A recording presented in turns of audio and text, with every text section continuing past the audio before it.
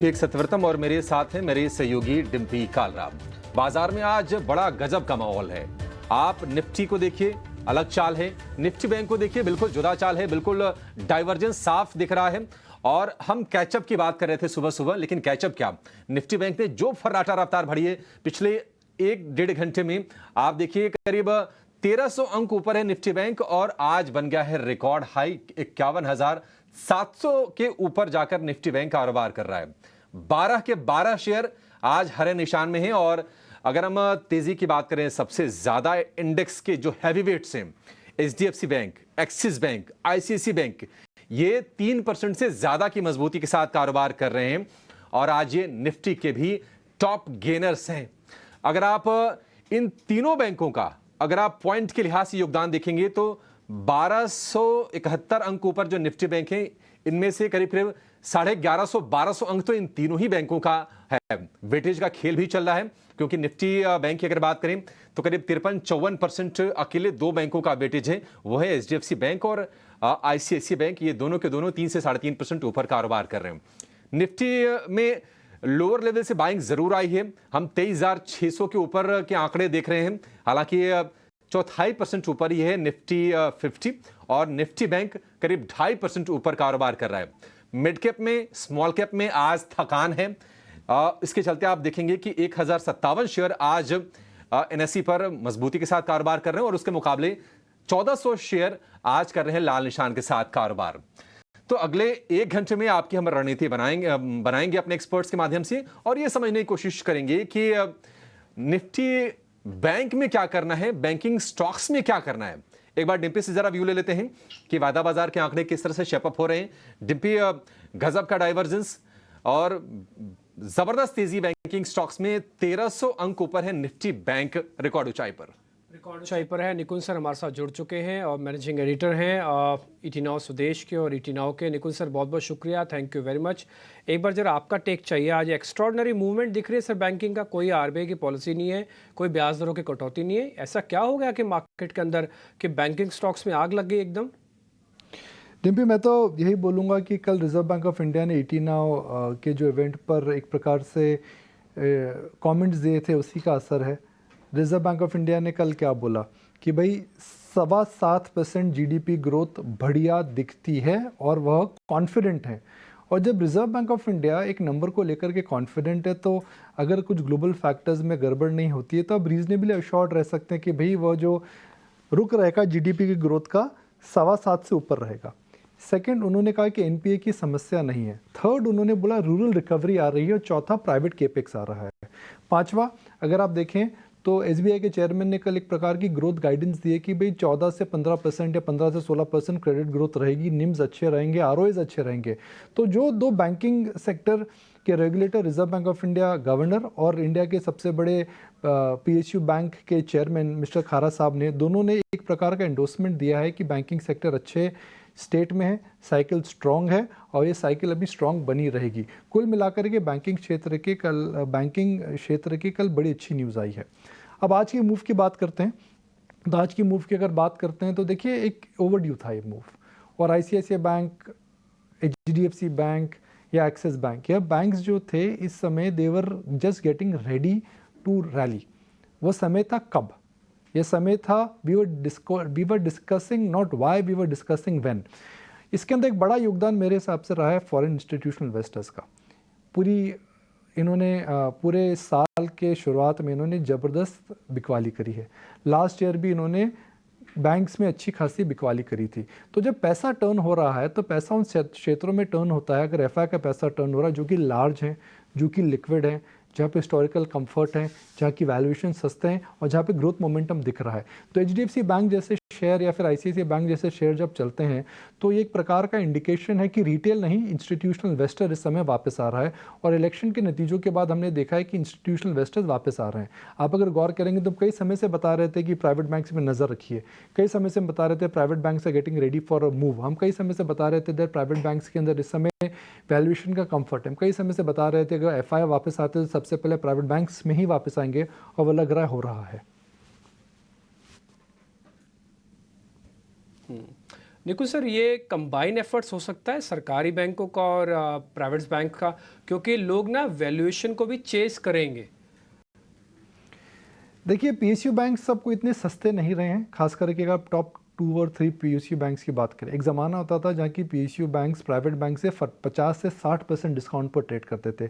अब वो डिस्काउंट है, वो डिस्काउंट हमेशा रहेगा, कई कारणों की वजह से रहेगा। Return ratios, ROA, credit growth, management comfort, fee based income, उन फैक्टर्स को आप हटा दे तो जो डिस्काउंट था हिस्टोरिकल लो से काफ़ी कम हो चुका है। तो एक ज़माना था जब पीएसयू बैंक सस्ते थे मगर ख़राब थे, मगर अब पीएसयू बैंक्स अच्छे हैं और सस्ते नहीं हैं।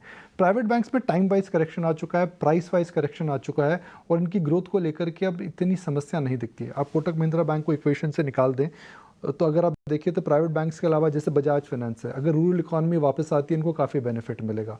एचडीएफसी बैंक जो कि आज की तारीख में इंडिया का नंबर 1 बैंक हो चुका है विलय और मर्जर के बाद, तो उसके बाद 20-22% मार्केट शेयर है, वहाँ पर बड़ी ग्रोथ आ सकती है। तो कुल मिलाकर के प्राइवेट बैंक्स के अंदर मुझे लगता है कि इस समय पैसे का जोर है, एफआई का रिटर्न का बोलबाला है और क्योंकि हैवी वेट्स हैं ये, अगर आप एचडीएफसी बैंक, आईसीआईसीआई बैंक और एसबीआई को जोड़ दें तो इन तीनों स्टॉक्स के अंदर ही 50% शायद बैंकिंग का वेटेज आ सकता है, 40 से 50% के ऊपर। तो जब फ्लो वापस आ रहे हैं तो जाहिर सी बात है हैवी वेट्स में वापस आ रहे हैं, तो फ्लोज हैं, टाइम वाइज करेक्शन है, बाकी सेक्टर की तुलना में इनकी वैल्यूएशंस ठीक ठाक हैं और बैंक निफ्टी मुझे लगता है कि देर है दुरुस्त है वाली कहानी है उसके अंदर कि पूरा मार्केट अगर ऑल टाइम हाई पर है, PSU banks all time high पर हैं, 4 जुलाई को जो मार्केट को मार पड़ी थी उसको सब भूल चुके हैं। तो मुझे लगता है कि वो कहते हैं ना जी, इस समय क्या नहीं चला है वो पार्टिसिपेट कर रहा है। निकुंज सर, एक आखिरी सवाल आपसे जानना चाहेंगे। बिल्कुल वेटेज वाला एक खेल तो है ही, लेकिन हम देख रहे हैं कि एचडीएफसी बैंक जैसा शेयर जो 1500 रुपए के आसपास बेस बना रहा था, अब 1650 रुपए का हो गया है। महीने भर में 15% के सॉलिड रिटर्न्स दिए हैं। तो क्या ये हम मान के चलें कि अभी ये तेजी यहां पर नहीं थमने वाली है, ये स्टोरी लंबी है? देखिए, एचडीएफसी बैंक के अंदर यह जो साल रहेगा FY25, इस साल के अंदर कोई बहुत बड़ी प्रॉफिट ग्रोथ नहीं आने वाली है, बैंक रिकॉर्ड पे जाकर के बोल चुका है। बैंक ने यह भी कहा था कि इस समय 2 क्वार्टर तक या 3 क्वार्टर तक वो अपने कॉस्ट टू इनकम रेशियोज़ को संभालेंगे, अपनी कॉस्ट जो है उसको ठीक करेंगे वह।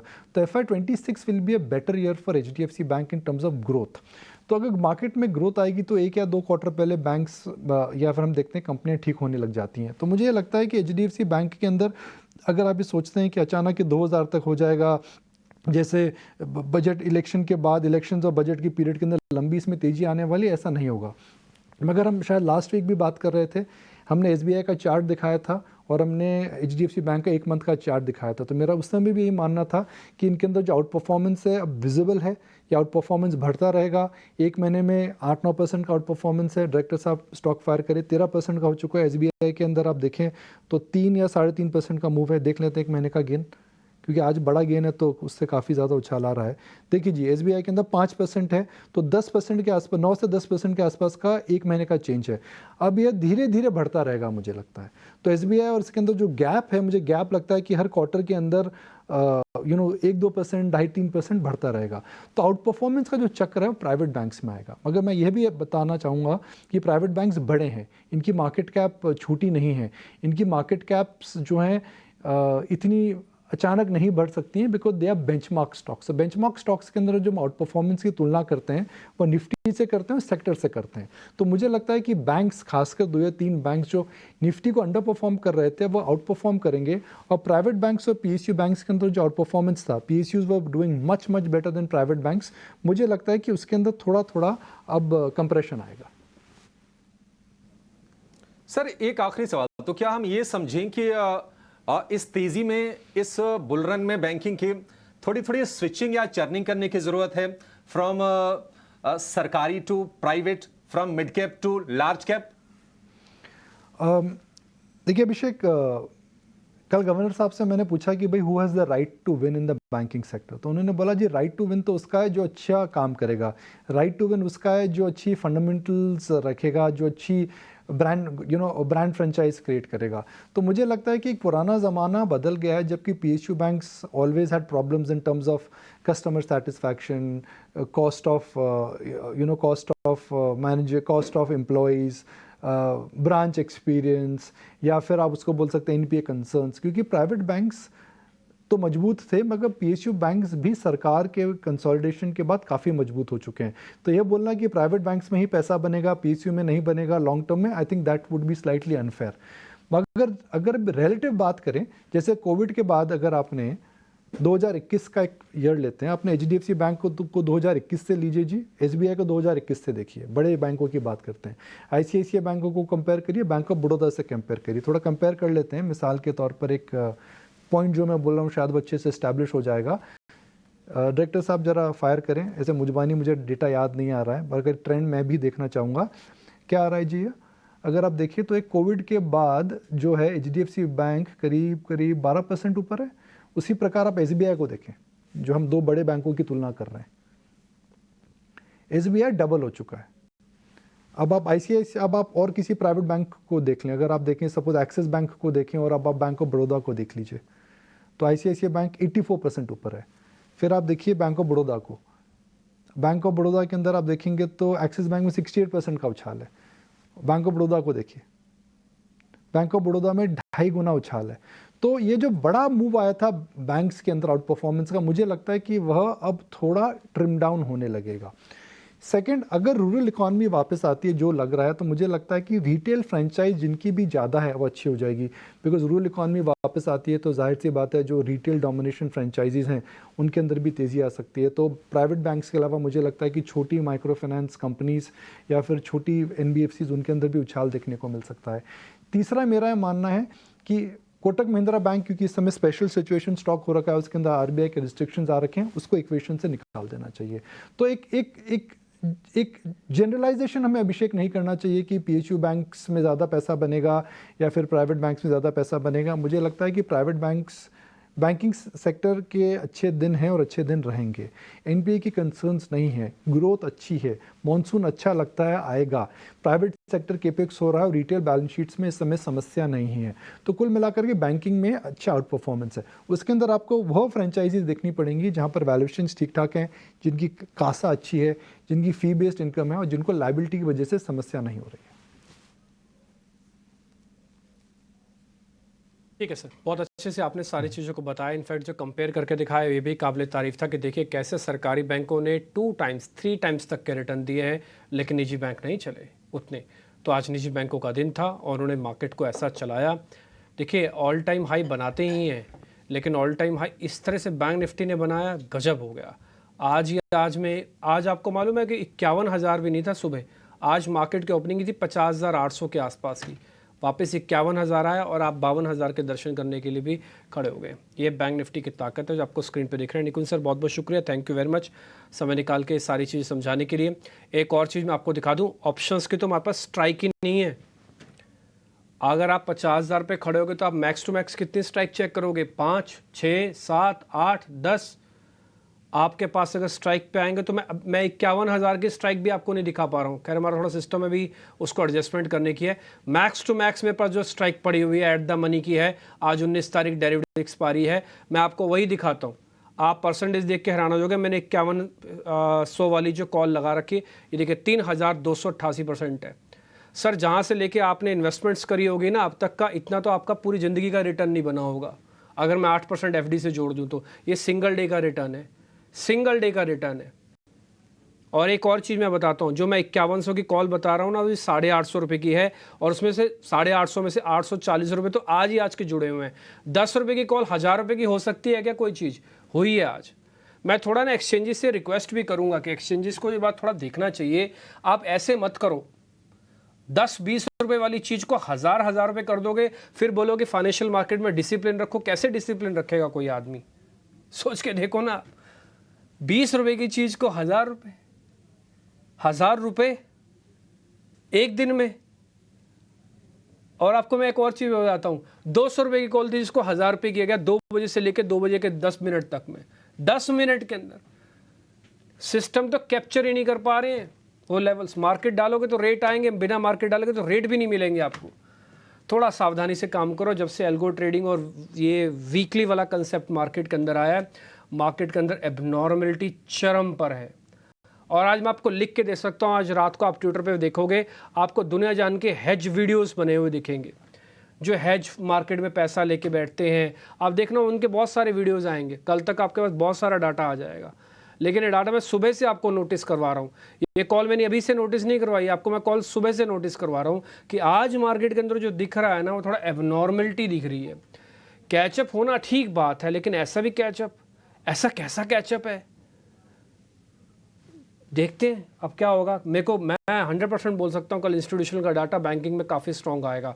राहुल घोष हमारे साथ हैं, सुमित मूलचंदानी हमारे साथ हैं, विनय रजानी हमारे साथ है। कोई आदमी खड़ा होकर ये कह सकता है सर आपको क्या प्रॉब्लम है, 3000% अगर निफ्टी की कॉल चल गई या बैंक निफ्टी कॉल चल गई तो प्रॉब्लम क्या है।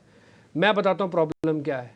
प्रॉब्लम ये है कि 3000% का रिटर्न किसी ने नहीं कमाया होगा, किसी के पास भी इतनी कैपेसिटी नहीं है कि 3000% का रिटर्न को कैलकुलेट करवा पाए अपने बुक्स के अंदर इंट्राडे में। दूसरा, इसको देखने के बाद आपके पास आपका डिसिप्लिन बिगड़ जाएगा कि 20 वाली चीज़ कैसे हो सकती है। ये सॉर्ट ऑफ अ गैम्बलिंग का भी पार्ट बन सकता है कि कैसे 20 रुपये वाली चीज़, कोई तो एथिक्स होगा, कोई तो प्रिंसिपल होगा। चलिए छोड़िए, सबके बारे में बात करना ठीक नहीं, फिर बाद में बोला जाएगा कि ज़्यादा बोला जा रहा है। लेकिन ये बात बहुत नोटिसेबल है बॉस, इस चीज़ को अच्छे से नोटिस किया जाए कि ऑप्शंस के अंदर कुछ रिग्रेसली नियम को फॉलो करवाया जाए। सुमित मूलचंदानी, जरा बताइए आपका निफ्टी और बैंक निफ्टी का आज का एक्सपीरियंस, स्पेशली बैंक निफ्टी का एक्सपीरियंस। पुराना पड़ा होगा तो आज जैकपॉट लगा, नया नहीं खरीद पाओगे तो आज से बड़ा कोई ब्लंडर नहीं होगा बैंक निफ्टी के हिसाब से। आपका एक्सपीरियंस क्या आज का बैंक निफ्टी का, लेवल्स भी बताइएगा। हाय, गुड आफ्टरनून टू ऑल। तो जैसे कि निकुंज सर ने बहुत ही अच्छी तरह से एक्सप्लेन किया पूरी सिनारियो को, तो लेवल्स की बात करें तो कल के सेशन में ही हमने ये डिस्कस किया था कि बैंक निफ्टी ने अपना जो एक काफी टाइम से कंसोलिडेशन चल रहा था उसका ब्रेकआउट दिया था। कल के लास्ट सेशन में अगर आप देखेंगे स्पेशली तो 50,300 का जो एक रेजिस्टेंस बना हुआ था काफी अच्छी तरह से क्रॉस करके हमने टारगेट दिए थे 50,800 टू 51,000। तो आज के सेशन में तो देखिए वो भी ब्रेक हो गया, उसके ऊपर 1,000 पॉइंट्स आ गई है। तो अब हमें लग रहा है कि यहाँ पे थोड़ा सा प्रॉफिट बुकिंग पे ध्यान दीजिए। एक आप ट्रेंड लाइन अगर देखेंगे तो अपर ट्रेंड लाइन का एक रेजिस्टेंस अब आया हुआ है, तो यहाँ पे थोड़ा सा एग्रेसिवनेस छोड़ के आप प्रॉफिट बुकिंग पे ध्यान दीजिए। और अगर किसी के पास ऑलरेडी होल्डिंग है तो 51,500 ये मेरा एक ट्रेलिंग स्टॉप लॉस का काम करेगा, यहाँ पे आप ध्यान रखिएगा। इसी तरह से निफ्टी में देखें तो देखिए अभी भी 23,600 का जो सुबह को हाई लगा था लेकिन सस्टेन नहीं हुआ। अब बैंक निफ्टी के साथ जो सुबह एसबीआई पीएसयू बैंक्स जो थे वो परफॉर्म नहीं कर रहे थे, अब दिन के उतले स्तर पे हैं, तो बिल्कुल थोड़ा सा सपोर्ट मिल रहा है। 23,600 अगर यहाँ पे सस्टेन कर रहा है तो फिर 23,700 का नेक्स्ट टारगेट के लिए आप खड़े रह सकते हैं। सेम यहाँ पे मेरा 23,500 जो रहेगा वो एक ट्रेलिंग स्टॉप लॉस के साथ आप खड़े रहिए, तब तक एक बुलिश व्यू ही रहेगा हमारा।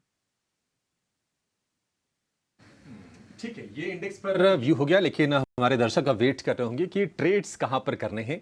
तो चलिए शुरुआत करते हैं क्लोजिंग ट्रेड्स की।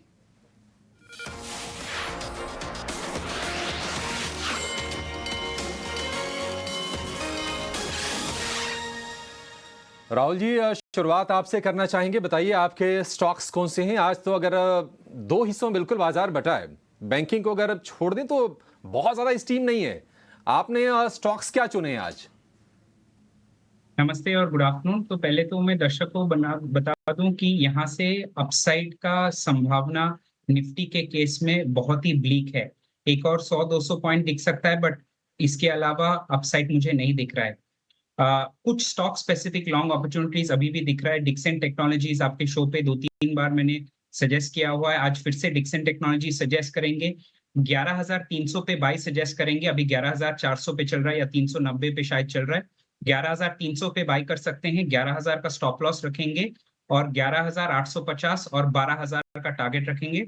दूसरा, आईडीएफसी एक बहुत ही बेहतरीन सपोर्ट लेवल से बाउंस हुआ है और बहुत शार्प बुलिश कैंडल्स बना रहा है अपसाइड भी। आज भी लोज से बाइंग देखा गया है और डे के हाई के आसपास चल रहा है। तो करंट मार्केट प्राइस पे आईडीएफसी भी लॉन्ग कर सकते हैं, इसका स्टॉप लॉस होगा 117 और टारगेट होगा 130। सो आईडीएफसी और डिक्सन में लॉन्ग साइड में ट्रेड। ठीक है, डिक्सन टेक को लॉन्ग करना है और आईडीएफसी लिमिटेड हम इसको कल भी चलते हुए देख रहे थे, आज भी इस पर राहुल जी की बाय की रिकमेंडेशन है। 1% के आसपास ऊपर शेयर है, लेकिन ये 130 तक जाएगा। 122 वाला शेयर, 117 का स्टॉप लॉस आपको लगा के चलना है आईडीएफसी लिमिटेड में। चलेंगे सुमित जी के पास। सुमित जी, आप बताइए आपके ट्रेड्स कौन से हैं, कहां पर लग रहा है कि पैसे अभी बनेंगे आखिरी घंटे के ट्रेड में?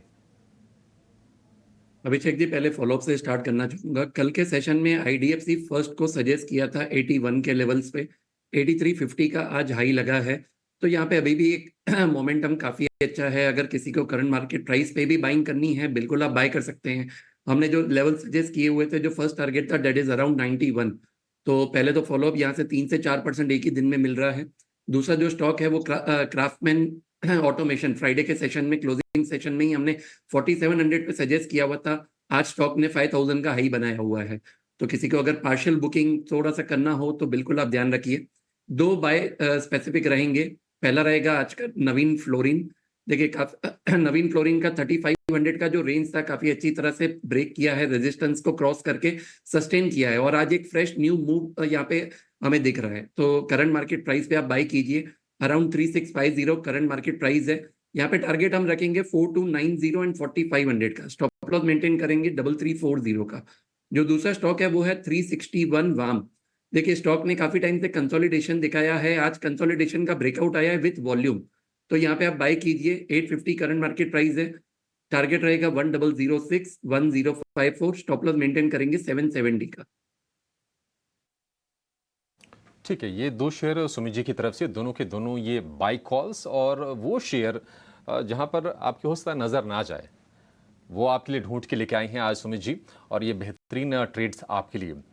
विनय जी, आप बताइए आपके शेयर कौन से हैं, क्या खरीदना है, कहां आपकी नजर गई है बाजार में? तो आज हम जो देख रहे हैं कि जिस तरह से बैंक निफ्टी में एक अच्छी कवरिंग हुई और जबरदस्त आउट परफॉर्मेंस है निफ्टी की कंपैरिजन में, एक आईसीआईसीआई बैंक जिस स्टॉक ने काफी कंसोलिडेशन दिखाया था, ऐसा कोई परफॉर्मेंस दिखाया नहीं था काफी टाइम से। पिछले 1 महीने से हम देख रहे थे कि एक रेंज में ट्रेड कर रहा था। आज के सेशन का जो क्लोज है वो अच्छा आ रहा है। हालांकि आज की बैंक निफ्टी की एक्सपायरी है, but definitely after considering the consolidation जो था पिछले 1 महीने में, वो ब्रेकआउट आता हुआ दिख रहा है। तो मुझे लग रहा है आईसीआईसीआई बैंक में अभी भी एक अपसाइड पॉसिबल है ट्रेडिंग के लिए। 1154 1155 के करीबन आप लॉन्ग कर सकते हो। 1135 का एक ट्रेडिंग स्टॉप लॉस लगाना चाहिए, और अपसाइड में 1180 का टारगेट मैं एक्सपेक्ट कर रहा हूँ। दूसरा एक mid cap private sector bank है आरबीएल बैंक, जो इसने भी एक फ्रेश ब्रेकआउट दिया है। तो जो सेक्टर जो चल रहा है, जहां पे मोमेंटम है, वहां से मैं चूज कर रहा हूँ। तो आरबीएल बैंक को 268 के करीबन आप लॉन्ग कर सकते हो। एक छोटा सा स्टॉप लॉस 265 पे लगा सकते हैं, और 279 का टारगेट आप नेक्स्ट 1 से 2 सेशन में एक्सपेक्ट कर सकते हैं। तो मुझे प्राइवेट सेक्टर बैंक्स में काफी स्ट्रेंथ दिख रही है, और आफ्टर लॉन्ग टाइम ऐसा डेवलपमेंट हुआ है। तो 1 से 2 दिन तक तो ये फॉलो अप होना चाहिए और मोमेंटम टिके रहना चाहिए। तो मेरी तरफ से लॉन्ग रहेगा आईसीआईसीआई बैंक और आरबीएल बैंक। ठीक है, बढ़िया है। जो फ्लेवर है मार्केट का उसके साथ जा रहे हैं विनय जी। आरबीएल बैंक और आईसीआईसीआई बैंक, ये दोनों के दोनों बैंक 3% ऊपर कारोबार कर रहे हैं, लेकिन अभी और ऊपर के टारगेट्स का भरोसा है विनय जी को। वैसे अगर जैसा कि डिम्पी बता भी रहे थे, ऑप्शंस में तो आज कह सकते हैं कि जैकपॉट लगा है। अगर किसी ने इंडेक्स को ट्रेड किया होगा, निफ्टी बैंक को, तो कमाल के रिटर्न्स वहां पर मिले हैं। लेकिन चलिए कोशिश करते हैं कि एक आपको और बेहतरीन ऑप्शन का ट्रेड दिया जाए। लेकर आएंगे ऑप्शंस के चैंपियन को।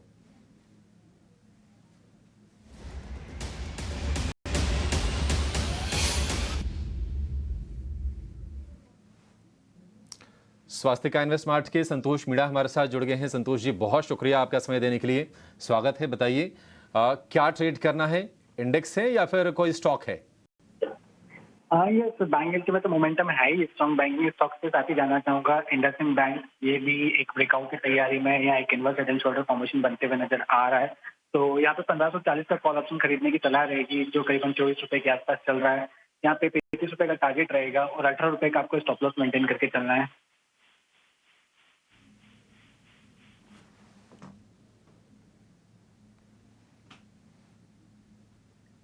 ठीक है, इंडसइंड बैंक की 1540 वाली कॉल खरीदनी है 24 रुपए पर। स्टॉप लॉस इसका रहेगा 18 का, और लक्ष्य लगाइए आप 35 रुपए का। अधिकतम मुनाफा 5500 रुपए, अधिकतम नुकसान 3000 रुपए। 2% की बढ़िया तेजी इंडसइंड बैंक में आज हो रही है। 1500 रुपए के ऊपर ये शेयर टिका है, 1550 रुपए के आसपास पहुंचने की कोशिश हो रही है। ये बेहतरीन ये ट्रेड आपके लिए ऑप्शंस का इंडसइंड बैंक में। एक छोटे से ब्रेक के लिए रुकेंगे, और ब्रेक के बाद जब लौटेंगे तो हमारे साथ एक और दिग्गज एक्सपर्ट हैं विजय चोपड़ा, उनसे चर्चा की शुरुआत करेंगे।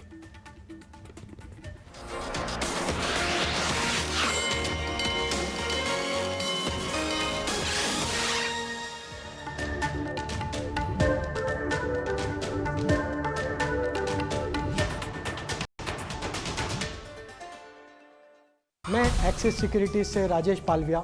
मैं दूंगा आपको ऐसे ट्रेडिंग आइडियाज़ जो कराएंगे आपको धमाकेदार मुनाफा। जो अभी 80-85 अंकों की बढ़त थी वो बिल्कुल खत्म हो गई है। सपाट ट्रेड हो रहा है निफ्टी बैंक में।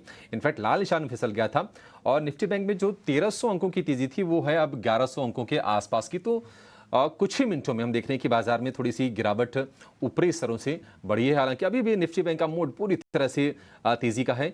51,500 के ऊपर कारोबार कर रहा है। एचडीएफसी बैंक के लीडर करीब 3% के आसपास की तेजी के साथ। विजय सर, आपसे ये जानना चाहेंगे, देखिए अब जो इवेंट है बाजार का मूड डिसरप्ट करने वाला हाल फिलहाल ना तो कोई ग्लोबल इवेंट है ना तो कोई डोमेस्टिक इवेंट है। बजट पर नजर है सभी की और बहुत सारे ऐसे लोग हैं जो बजट के लिए अपने पोर्टफोलियो बिल्डअप करना चाह भी रहे होंगे। आप बताइए सर, आज चूंकि माहौल भी अच्छा है कम से कम बैंकिंग स्टॉक्स की तरफ से, एक दो शेयर आप बताइए जहां पर निवेश के लिहाज से करीब साल भर 2 साल के लिए जहां पर बाइंग करनी चाहिए अभी। देखिए, आपने बिल्कुल ठीक कहा, ये प्री बजट रैली है और जहां जहां पे मार्केट के एक्सपेक्टेशंस हैं, जिन सेक्टर्स में एक्सपेक्टेशंस है वहां पर बिल्डअप हो रहा है। हमने देखा फर्टिलाइजर स्टॉक्स अच्छा कर रहे हैं, हमने देखा डिफेंस स्टॉक्स ने अच्छा किया, बहुत सारे इंफ्रा स्टॉक्स ने अच्छा किया। तो एक एक करके सेक्टर रोटेशन हो रहा है और धीरे धीरे हम देख रहे हैं कि जहां जहां एक्सपेक्टेशन है वहां पे तेजी बन रही है। So all said and done, अगर आप केवल आप बैंकिंग पूछ रहे हैं या ओवरऑल मेरे कुछ स्टॉक्स पे आपको रिकमेंडेशन चाहिए? नहीं सर, ओवरऑल बताइए जो भी आपको सही लग रहा हो। मैं बैंकिंग से शुरू करूंगा। हमारी कई बार बात हुई थी, मुझे अच्छे से याद है, हमने एचडीएफसी बैंक के बारे में बात की थी। मैंने कहा था कि जब कोई नहीं देख रहा था एचडीएफसी बैंक को 1400 के करीब, तो एचडीएफसी बैंक लेने के लिए मैंने बहुत स्ट्रांगली रिकमेंड किया था। अभी भी मुझे लगता है यहाँ पे स्टीम है। तो जो टॉप रैंक बैंक्स हैं वहां पर तो अच्छा एक्शन है। ये मुझे लगता है जो मिड कैप बैंक्स है सरकारी, जैसे बैंक ऑफ इंडिया है, इंडियन बैंक है, यूको बैंक है, आईडीबीआई है, ये बहुत अच्छे लगते हैं। पब्लिक सेक्टर क्षेत्र के बैंक हैं। प्राइवेट में आईडीएफसी फर्स्ट बैंक अच्छा लगता है। मुझे लगता है कि इंडसइंड बैंक भी यहाँ से घूमता हुआ दिख रहा है। और इन सारे बैंक्स में खासियत यह है कि उनकी एसेट क्वालिटी है मोरलेस स्टेबल है, निम्स बढ़ रहे हैं, कासा डिपॉजिट्स बढ़ रहे हैं। तो बैंकिंग में अब सेक्टर रोटेशन होकर बैंकिंग में आया और बैंकिंग में हम अब तेजी यहाँ से देखेंगे। मुझे पीएनबी भी बहुत अच्छा लगता है जो एक सरकारी बैंक है। इसके साथ साथ कुछ सेक्टर्स हैं जहां पर मार्केट अभी ध्यान दे रहा है। तो फर्टिलाइजर सेक्टर है, हमने देखा काफी फर्टिलाइजर रिलेटेड स्टॉक्स भग चुके हैं। अभी भी मुझे लगता है दीपक फर्टिलाइजर एक कंपनी है जिसमें अभी भी तेजी बन सकती है, 650 के करीब ट्रेड कर रहा है, तो ये 700 के करीब जा सकता है। इसके अलावा जीएसएफसी है, गुजरात स्टेट फर्टिलाइजर कॉर्पोरेशन, ये गवर्नमेंट ऑफ इंडिया की कंपनी है, स्टेट इसको गवर्न करते हैं। तो जीएसएफसी में भी मुझे लगता है तेजी बननी चाहिए। 243 के करीब ये ट्रेड कर रहा है और इसको आप 280-290 के टारगेट के लिए लिया जा सकता है। एक और कंपनी है जो एग्री क्षेत्र से है, चावल बनाती है, जिसका नाम है केआरबीएल, जो कि इंडिया गेट बासमती ब्रांड है इनका और बहुत सारे और दूसरे बड़े ब्रांड्स हैं चावल के, बहुत एक्सपोर्ट्स करते हैं और आर्ग्यूबली सबसे बड़ी कंपनी है हमारे देश में चावल की। तो केआरबीएल भी मुझे लगता है कि अच्छे मानसून की एक्सपेक्टेशन है, तो जब भी अच्छा मानसून होता है तो चावल की अच्छी बुवाई होती है, तो इस एक्सपेक्टेशन में भी चलना चाहिए। प्लस मुझे लगता है कि एग्री और एग्री रिलेटेड सेक्टर्स में कुछ ना कुछ अच्छा सरकार देगी तो फायदा पहुंचना चाहिए। इसके अलावा शुगर क्षेत्र में एक दो कंपनीज हैं, जैसे डालमिया शुगर है, बड़ा कंपनी है, वो अच्छा कर सकती है। 436 के लेवल पे अभी ट्रेड कर रहा है। सर, ये तो सारी 500 चीज़ें मैं अभी आपसे पता करता हूँ विजय सर। अभी 1 मिनट में आपके पास आ रहा हूँ क्योंकि आपसे पास कंपनी बहुत अच्छी है, लेकिन मैं जरा नोटिस करवाना चाहता हूँ मार्केट के अंदर जो ऊपरी स्तरों से जिस पागलपन की हम बात बोल रहे थे ना कि आपको देखो 20 रुपये की चीज़ को आप 1000 रुपये का कर देते हो। मैं आपको बताऊँ उसी ऑप्शंस को एक बार वापस से दिखाओ, 50-900 वाली आज के एक्सपायरी की, डेरिवेटिव एक्सपायरी की, मैंने जो 5100 लगा रखे हैं, अनफॉर्चुनेटली आपको मैं दिखा नहीं पा रहा हूँ, वो 1000 रुपये की थी थोड़ी देर पहले और अभी इस ऑप्शन की कीमत हो गई 450 रुपये, 550 रुपये सिर्फ इसी चर्चा में निकल गया मार्केट के अंदर। ये बैंक निफ्टी आप देखिए ऊपरी स्तरों से सिर्फ 300 पॉइंट टूटा। फ्यूचर्स में जरा असर नहीं दिखेगा आपको, ऑप्शंस में दिखेगा। ये 3000% थी, आपको याद आ रहा है 3300% थी, ये मैंने अभी कॉल आपको दिखाई थी। अब इसकी कीमत देखो सिर्फ 1800 से 1900% रह गई है। हजार परसेंट का मूव कोई मतलब है क्या? कोई मतलब है? 1000 पॉइंट का मूव सिर्फ 10 मिनट में आप दे दोगे? 2 बजे से लेके ये, अब क्या बताएं, अब छोड़िए इस बात को, लेकिन थोड़ा सा रेगुलेशंस रखिए ऑप्शंस के अंदर। ऐसा मत कीजिए। तो रोलर को राहुल जी एक बार जरा आप ट्रेड करते हो ऑप्शंस के अंदर, आप तो इंडेक्स के ट्रेडर भी हो ना, इस तरह का हम लोग मूव जो आप देख रहे हो या बैंक निफ्टी का, ये कहीं से जस्टिफाई हो सकता है सर? हम लोग मेजॉरिटी ऑप्शंस में ट्रेड करते हैं डिम्पी जी। ये जो आप जो इफेक्ट बोल रहे हैं, ये गामा का इफेक्ट है हाँ। जो विद इन सेकेंड्स जा सकता है मार्केट में से। एंड आप जो कह रहे थे बिल्कुल सही कह रहे थे, इसीलिए नेकेड ऑप्शंस की ट्रेडिंग में बहुत बहुत ज्यादा रिस्क है।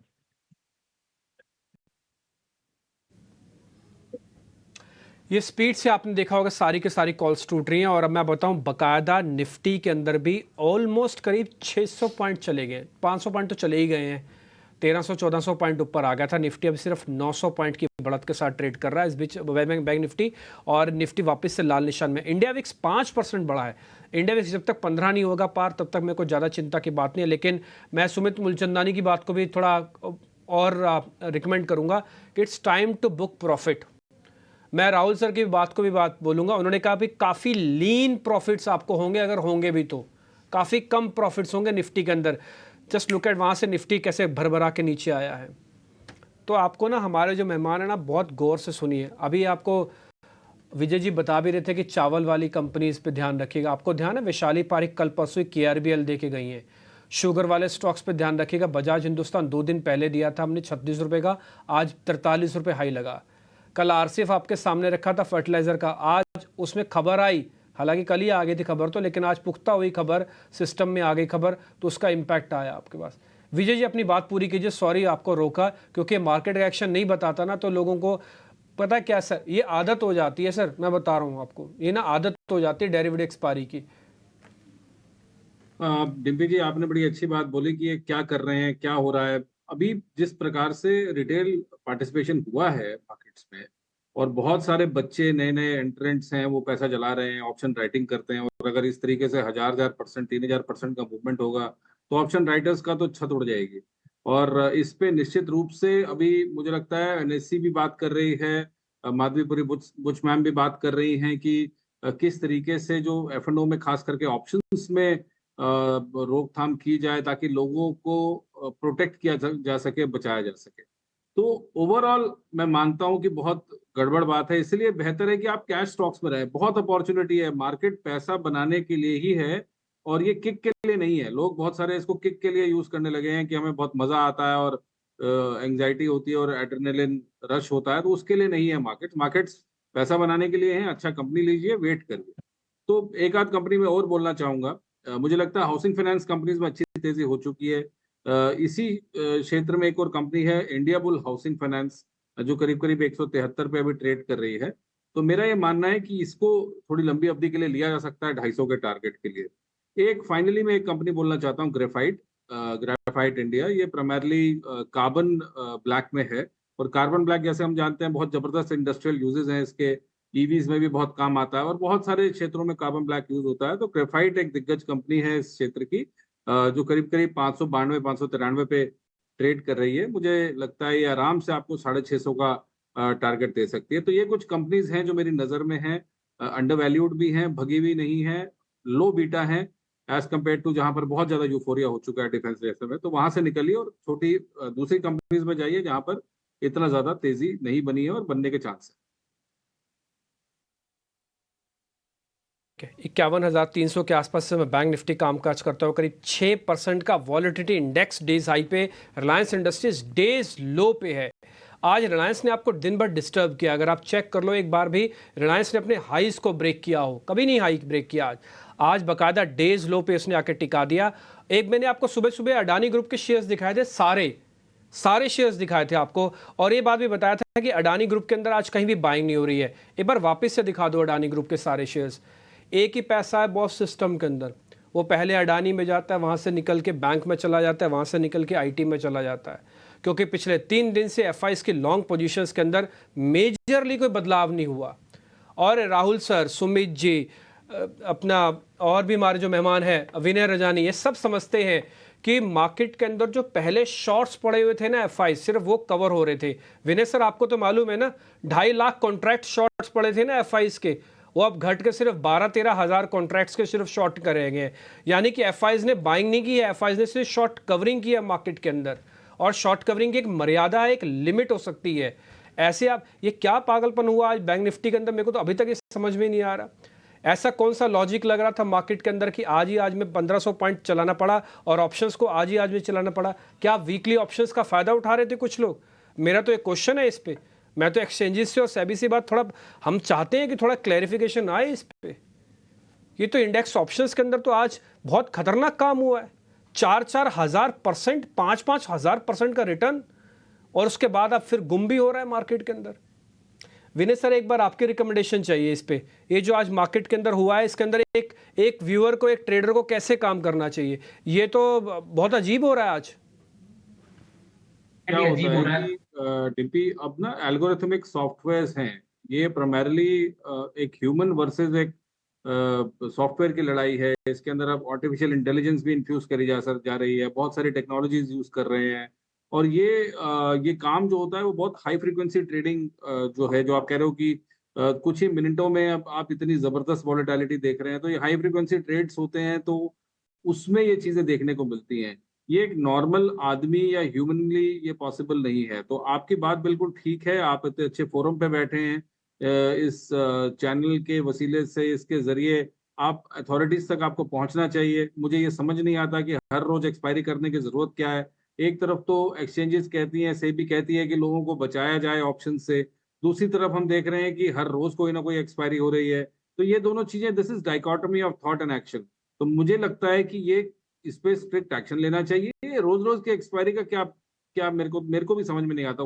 कॉल में ओल्ड स्कूल, मगर इतने 30 सालों में जो हमने मार्केट्स में देखा कि लोग धीरे धीरे इन्वेस्ट करके पैसा बनाते हैं, मगर अब ना जाने किस चीज की जल्दी है एक्सचेंजेस को भी, एनएसई को भी और इन्वेस्टर्स को भी, कि उनको रातों रात पैसा बनाना है। और मुझे नहीं लगता कि इस तरीके से पैसा बनता है। आप 3 दिन बनाएंगे, चौथे दिन खो देंगे। तो आई थिंक इस पे स्ट्रिक्ट एक्शन लेना चाहिए और ये एक्सपायरीज कम करनी चाहिए। थोड़ा बस हम तो चाहते हैं थोड़ा रेगुलेशन हो जाए, क्योंकि मूव ना ये झेला नहीं जाएगा। ये देखिए, इंस्टीट्यूशनल है वो तो झेल लेंगे, लेकिन बेचारा रिटेल कैसे झेलेगा? अभी आपको मैं वही 50,900 वाली कॉल दिखा रहा हूँ। विनय सर, आप कुछ बोल रहे थे, सॉरी माफ़ी चाहता हूँ, आपकी आवाज़ नहीं आ पाई हमारे तक साफ। आप कुछ कह रहे थे विनय सर?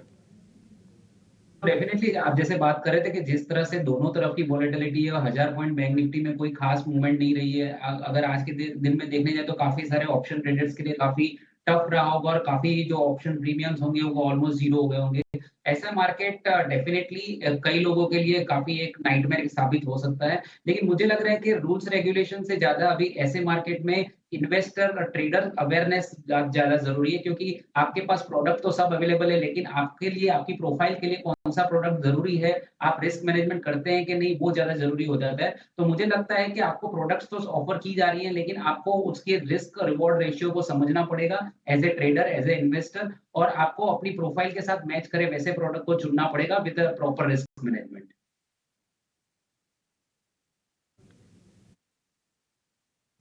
खैर, हम आगे बढ़ेंगे, थोड़ा और ट्रेड भी हमारे पास हैं और हम अलग अलग मेहमानों से पूछेंगे। मेरे सहयोगी अभिषेक भी हैं, उनके पास भी काफ़ी सारे क्वेश्चंस हैं, वो मेहमानों से इन क्वेश्चंस के बारे में बातचीत करेंगे। लेकिन मैं फिर से उसी 50, 90, 900 वाली कॉल आपको वापस से दिखाना चाहता हूँ। 3300 सुबह जब हम थे, अब तब हमने आपको वो कॉल दिखाई थी, तब वो 1000% ही थी, 1000 भी नहीं थी शायद तब तो। फिर 3300 भी दिखाई और अब आपको 1300 भी दिखा रहे हैं। ये सिर्फ दिखाने का पर्पस ये है, आप ट्रेड ना करें, देखने का पर्पस ये है कि वॉलिडिटी कितनी चरम पे चलती है। और अभी तो सिर्फ 5% इंडिया विक्स, 13.5 का विक्स है बॉस। अगर आप सोचो, अगर आप इस कॉल में भी आज होते तो कैसे आपको झूला झूला रहा होता है कॉल। छोटा सा ब्रेक ले लेते हैं, ब्रेक के बाद फिर अभिषेक जी के पास जो क्वेश्चन है वो अपने पता करेंगे।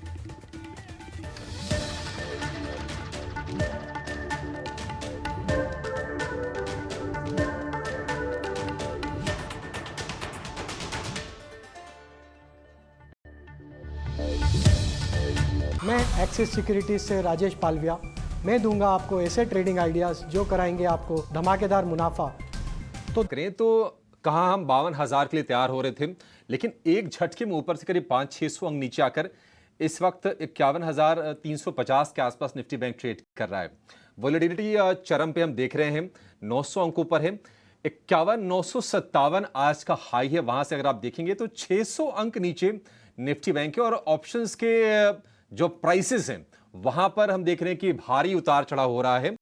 और आपको बता दें कि कल हमारा एक इवेंट था हमारे सहयोगी चैनल ईटी नाउ का, और 15वीं वर्षगांठ पर एनएससी के एमडी एंड सीईओ का बयान आया आशीष चौहान का। उन्होंने ये कहा कि एफएनओ ट्रेडिंग में छोटे निवेशकों को नुकसान हो सकता है।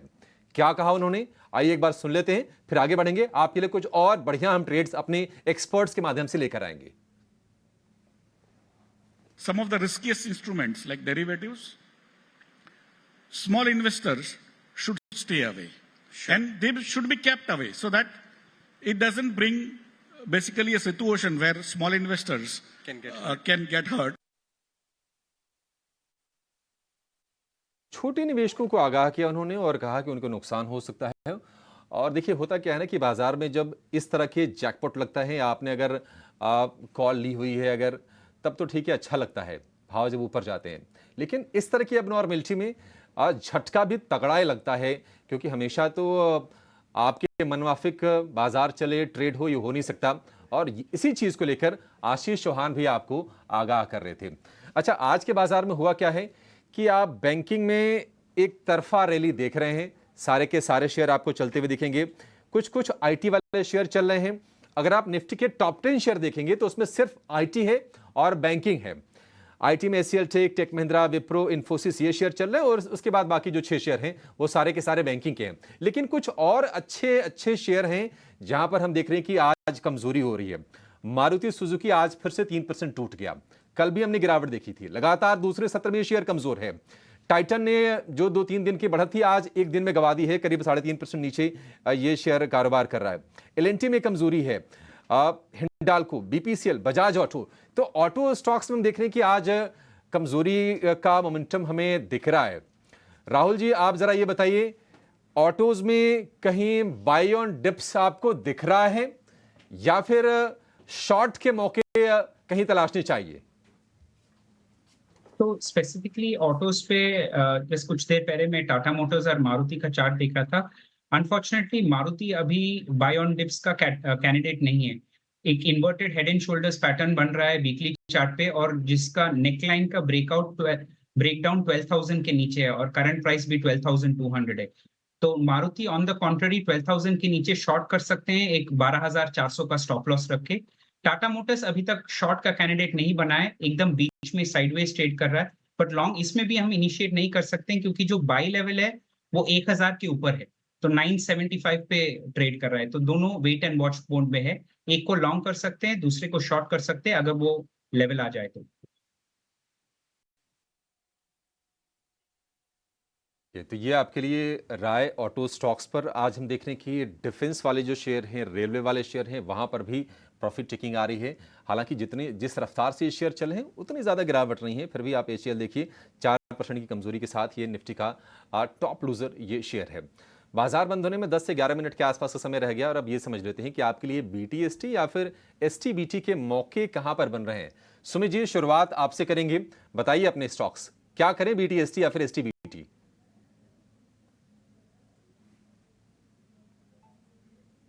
सॉरी अभिषेक जी, सुमित जी? बिल्कुल बैलेंस ट्रेड करना चाहेंगे तो एक बीटीएसटी एक एसटीबीटी रहेगा। देखिए जैसे आईटी में आज यहाँ पे बढ़त दिख रही है तो हम विप्रो के साथ जाना चाहेंगे, तो विप्रो मेरा एक बीटीएसटी रहेगा। Current market price is 496।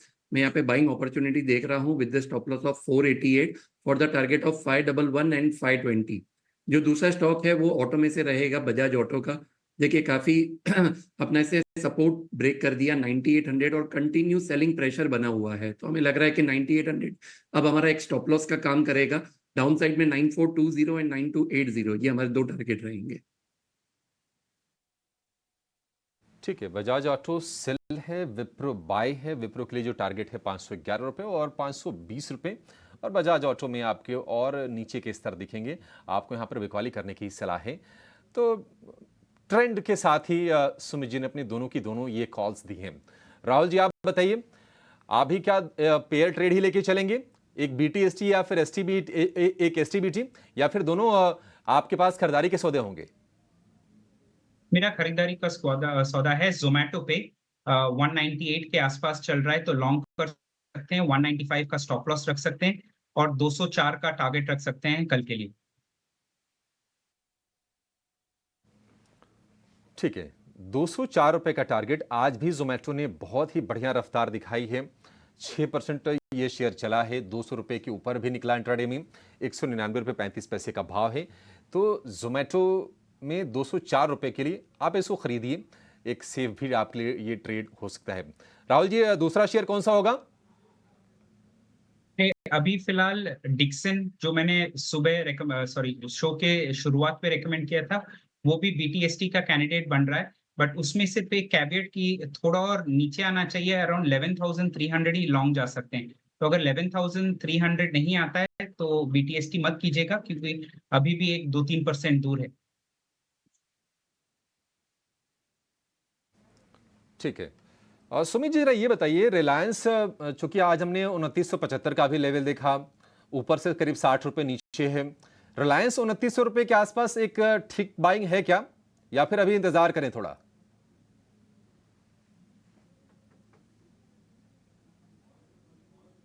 देखिए रिलायंस ने काफी सुमित जी? टाइम से अपना,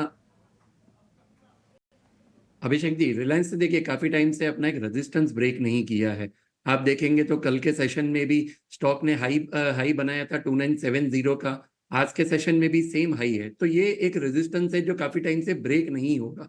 सो आई विल जस्ट वेट, अगर किसी को लॉन्ग पोजीशन बनानी है तो 2970 का।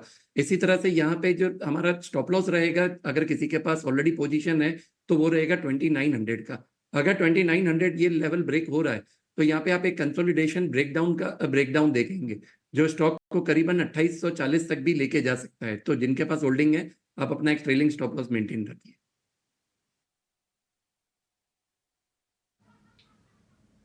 तो ये हो गया मार्केट का कुछ मूवमेंट। और आप देखें तो निफ्टी अभी भी लाल निशान में है और किसी तरह का कोई पुल बैक उसमें अभी एग्जैक्टली नहीं आ रहा है, लेकिन वॉलेटाइल एक्सट्रीम है। निफ्टी भले ही अपनी रेंज के अंदर वॉलेटाइल है, बट वो भी वॉलेटाइल है।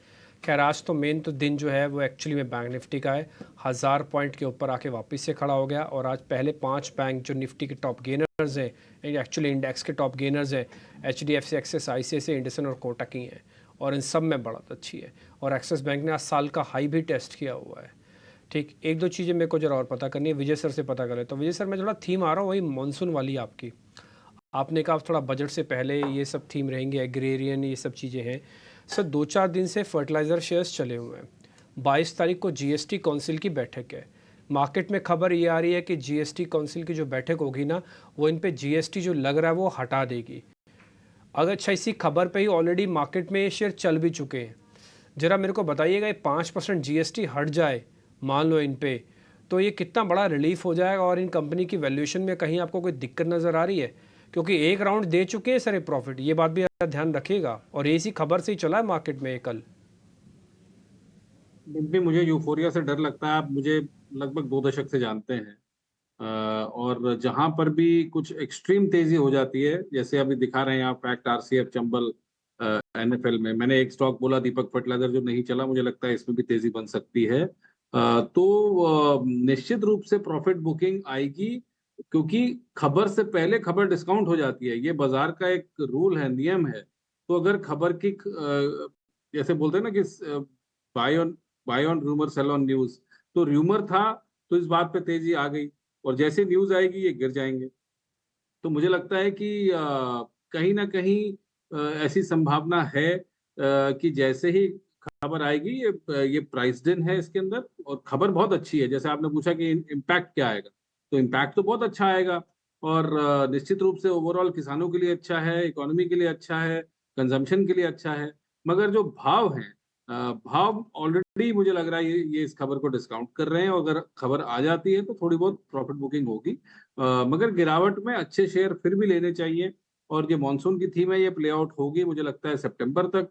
तो जनरली आप अगस्त सितंबर तक फर्टिलाइजर प्ले कर सकते हैं। दूसरा जो मैंने बोला एग्री थीम, जिसमें जो भी बुवाई होती है, चावल बुआई होती है, जो एग्रोकेमिकल कंपनीज हैं, PI इंडस्ट्रीज है, इंसेक्टिसाइड्स इंडिया है, पेस्टिसाइड्स इंडिया है, बहुत सारी अलग अलग कंपनीज हैं जो कि एग्रोकेमिकल स्पेस में है। धानुका एग्रीटेक है, बहुत सारी कंपनीज हैं जो कि अच्छी लग रही हैं एग्रोकेमिकल स्पेस में भी। तो उनमें भी तेजी बनेगी आने वाले 1 से 2 महीनों में। मगर खास करके अगर आप फर्टिलाइजर की बात करें तो ये खबर कहीं ना कहीं डिस्काउंट हो रही है, और ये डिस्काउंट जब जब पूरी तरीके से हो जाएगी तो खबर आएगी तो मुझे लगता है प्रॉफिट बुकिंग भी आएगी उसके साथ। ठीक है, डन सर। खैर अभी 3 मिनट रह गए। वैसे एक मेरे को क्वेश्चन और शुगर कंपनीज के रिगार्डिंग में पूछना था। उसमें खैर मानसून का कम इम्पैक्ट होता है, उसमें एथेनॉल का इम्पैक्ट ज़्यादा है, फिर उसमें एक्सपोर्ट्स का इम्पैक्ट ज़्यादा है, उसमें किसानों के विजन का इम्पैक्ट ज़्यादा है। अब कई बार खुद बोलती है, हम क्या बोलेंगे? शुगर कंपनीज बोल रही है कि हमको शुगर कंपनीज ना बोला करो, हमको एथेनॉल कंपनीज बोला करो। और आपको पता है कि इस बार के बजट के अंदर शायद इस बार की रिलैक्सेशन आ सकती है कि जो प्रेफरेंशियल है, आप जो गन्ने का सुक्रोस जिसे हम कहते हैं, गन्ने का जो रस होता है, उसको आप कहाँ पे इस्तेमाल करेंगे? पहले ये डाइवर्जेंस हो गया था जिसमें एथेनॉल को अब हिस्सा बढ़ाया जा सकता है। खुद पुरी साहब ने, जो पेट्रोलियम मिनिस्टर बने अभी नए नए, वो कह रहे हैं 25% हम तो ब्लेंड करेंगे। भाई यूरोप में होता है, अमेरिका में होता है, हम भी यहाँ पे करेंगे 25% ब्लेंड। तो 25% ब्लेंड करोगे, अभी तो 15% भी नहीं हुआ कायदे से बहुत सारी जगहों पर, तो 10% है वो, और बढ़ाया जा सकता है। और बेस से कंपेयर करोगे तो मोर देन 50% है जो बढ़ाया जा सकता है अभी। तो ये सारी की सारी शुगर कंपनीज के लिए एक नया मोमेंटम लेके आ सकता है। आज तो समय नहीं है बातचीत करने का इतना, नहीं तो चोपड़ा सर से हम जरूर इसके बारे में राय लेते। 2 मिनट रह गए। मैं मार्केट के अंदर ज़्यादा ट्रेड के फेवर में नहीं रहता। मेरा मानना है कि क्लोजिंग जो आदमी 5.5 साढ़े 6 घंटे आदमी ट्रेड नहीं अच्छे से पकड़ पाया ना, लास्ट के 2 मिनट में जो पकड़ रहा है वो गलत ही पकड़ता है। तो इसलिए लास्ट, ये तो आपके टीचर ने भी हमको और आपको सिखाया, मेरे को भी सिखाया, आपको भी सिखाया कि पूरा पेपर कर लो, लास्ट में 10 मिनट रिवीजन के लिए छोड़ दो ताकि उससे लेसन मिले, छोटी मोटी गलती है वो भी पकड़ी जाए। कुछ आज मार्केट के अंदर वैसे ही करो आप भी। ज़्यादा ट्रेड मत देखो मार्केट के अंदर, शांति पकड़ो। और इंडाइसिस को जो आज वीकली ऑप्शंस में काम करना था उन्होंने करके दिखा दिया। और आप इंडिया विक्स को थोड़ा 6% बढ़ता हुआ देख रहे हो, कल की कल देखेंगे।